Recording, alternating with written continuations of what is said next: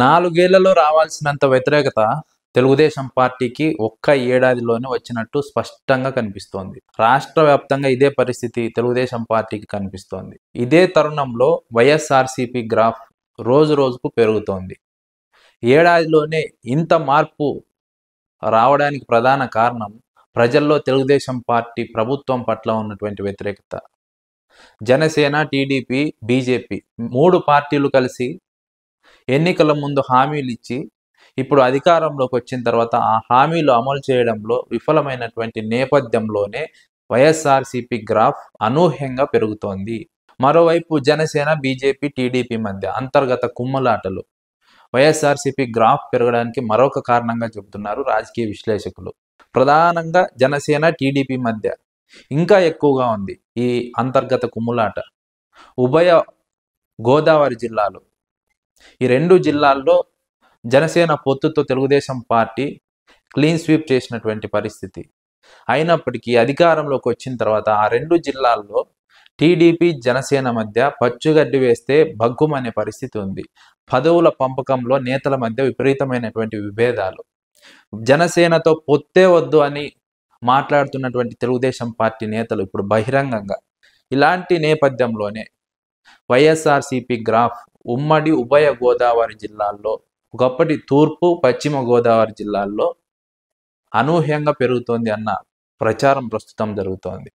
జనసేన నేతలకే పెద్దపీట వేస్తున్నారు గోదావరి జిల్లాల్లో అన్న ఆవేదన, అసంతృప్తి తెలుగుదేశం పార్టీ నేతల్లో ఉంది. మరోవైపు జనసేనలో బీసీ నేతలు కాపు సామాజిక వర్గానికే అగ్రతాంబూలం ఇస్తున్నారనే ఒక అసంతృప్తిని వెళ్లగక్కుతున్నారు. ఈ నేపథ్యంలో ఆ 2 జిల్లాల్లో వైఎస్ఆర్సీపీ బలం అనూహ్యంగా పెరుగుతోంది అన్నది రాజకీయ విశ్లేషకుల అంచనా. అదేవిధంగా పిఠాపురంలో కూడా లెక్కలు మారుతున్నాయి. పవన్ కళ్యాణ్కు 2024 ఎన్నికల్లో వచ్చిన ఫలితాలు భవిష్యత్తులో రాకపోవచ్చు. జనసేన, టీడీపీ పొత్తు లేకపోతే వైఎస్ఆర్సీపీ విజయం అక్కడ ఖచ్చితంగా సాధ్యమవుతుంది అన్న ఒక మరో విశ్లేషణ జరుగుతోంది.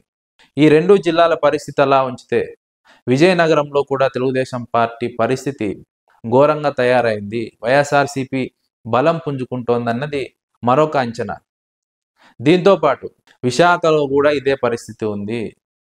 అక్కడ ఉన్నటువంటి టీడీపీ ఎమ్మెల్యేలు పార్టీ కార్యక్రమాలను వ్యతిరేకిస్తున్నారు, పార్టీ విధానాన్ని బహిరంగంగానే తప్పుపడుతున్నారు. ఈ నేపథ్యంలోనే ఆ ప్రాంతంలో కూడా వైఎస్ఆర్సీపీ పుంజుకుంటోంది.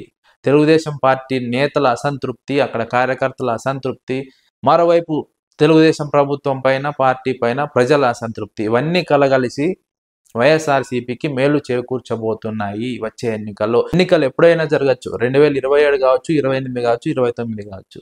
ఎప్పుడు జరిగినా వైజాగ్లో, విశాఖపట్నం జిల్లాలో వైఎస్ఆర్సీపీ మెజార్టీ స్థానాల్లో గెలవబోతోంది. ఇది ఇప్పుడు జరుగుతున్నటువంటి విశ్లేషణ విశాఖపట్నం జిల్లాకు సంబంధించి.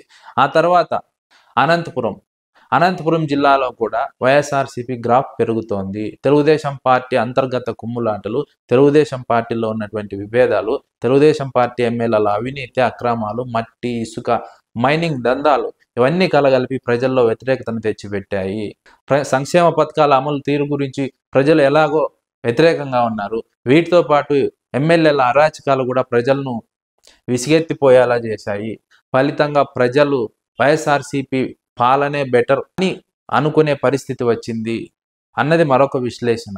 కర్నూలు జిల్లాలోనూ ఇదే పరిస్థితి, నంద్యాల జిల్లాలోనూ ఇదే పరిస్థితి, చిత్తూరు జిల్లాలో కూడా చివరికి ఇదే పరిస్థితి కనిపిస్తోంది.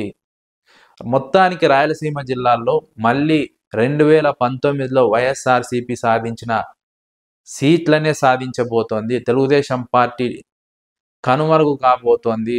మెజార్టీ సీట్లలో వైసీపీ గెలవబోతోంది అన్నది ఒక విశ్లేషణ జరుగుతోంది. 4-5 సర్వేలు కూడా ఇదే అంశాన్ని చెబుతున్నాయి. ఎమ్మెల్యేల పైన వ్యతిరేకత మొదలైంది. ఏడాదికే ఇంత వ్యతిరేకత మొదలు కావడం ఎప్పుడూ చూడలేదు. ఈ స్థాయిలో వ్యతిరేకత ప్రజల్లో వ్యక్తం అవడం. మరోవైపు జేసీ ప్రభాకర్ రెడ్డి లాంటి సీనియర్ టీడీపీ నేత కూడా మున్సిపల్ ఎన్నికల్లో గెలవడం కష్టమని మాట్లాడడం ఇప్పుడు తెలుగుదేశం పార్టీ పరిస్థితికి క్షేత్రస్థాయిలో ఎలా ఉందో స్పష్టంగా చెబుతోంది. రాష్ట్ర ప్రజలు వైఎస్ఆర్సీపీ వైపు మొగ్గు చూపుతున్నారు. జగన్మోహన్ రెడ్డి పైన చేస్తున్నటువంటి ప్రచారాన్ని ప్రజలు నమ్మడం లేదు. చంద్రబాబు కుట్రగా భావిస్తున్నారు. విజయనగరం, విశాఖపట్నం, ఉభయ గోదావరి జిల్లాలు, అదేవిధంగా రాయలసీమలో 4 జిల్లాలు తీవ్ర వ్యతిరేకత మొదలైంది తెలుగుదేశం పార్టీ పైన. అదేవిధంగా కోస్తా జిల్లాల్లో కూడా ఇదే పరిస్థితి కనిపిస్తోంది. 4 ఏళ్లలో తెలుగుదేశం మరింత బలహీనపడబోతోంది అన్నది ప్రస్తుతం జరుగుతున్నటువంటి విశ్లేషణ.